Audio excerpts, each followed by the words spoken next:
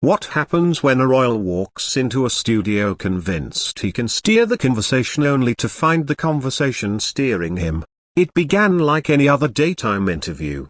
Polite smiles, warm applause, a host with cards, a guest with talking points. But somewhere between question 2 and follow-up 3, the air shifted, the smile hardened, the audience fell silent, micro-expressions cut deeper than microphones, and before anyone could hit the commercial break, the whole thing spiraled into a place no PR strategy could control. This was that interview. Prince Harry arrived at ITV's Loose Women with a carefully rehearsed half-smile, a tailored jacket, and an entourage designed to project calm and control. On the other side of the desk sat Christine Lampard, Kay Adams, Nadia Sawalha, and Denise Welch, each prepared, each professional, each ready to balance respect with rigor. The ritual unfolded: charity work, anecdotes, a touch of humor. Harry was smooth, even charming, until Denise Welch leaned forward. "You talk about responsibility. In public life, in media, in institutions. What responsibility do you feel you personally have when you speak about the country that shaped you?" The smile stayed, but it changed. "With visibility comes obligation," Harry replied, "to speak honestly about harms and patterns that have been allowed to persist." "Patterns?" Denise repeated softly.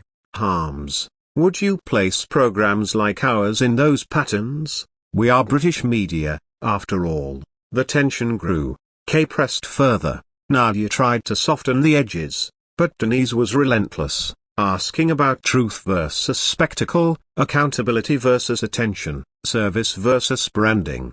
Harry's responses sharpened. "I will not feed the beast." You can feel when a question is asked to illuminate versus agitate. Public life doesn't change by pretending difficult questions are neutral when they're not.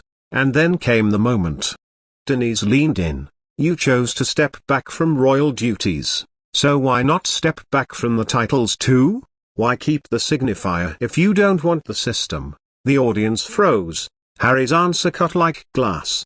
"Because I don't throw away history to satisfy daytime theatrics." From there, the tone shifted from interview to confrontation.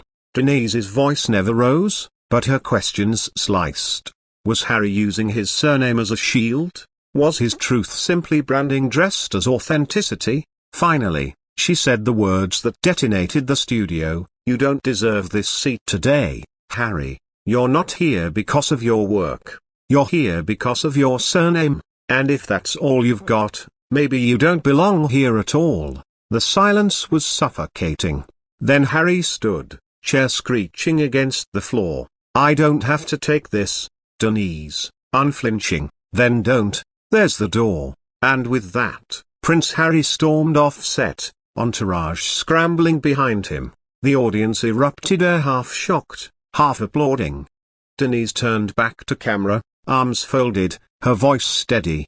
"And there you have it, folks. Sometimes the crown feels heavier, especially when it's only being worn for show." Fade to black. What began as polite small talk ended as one of the most unforgettable daytime clashes ever broadcast. Prince Harry versus Loose Women, titles versus truth, legacy versus accountability. But now it's your turn. Or was Harry unfairly ambushed, or did Denise simply hold him to the same standard as any other guest?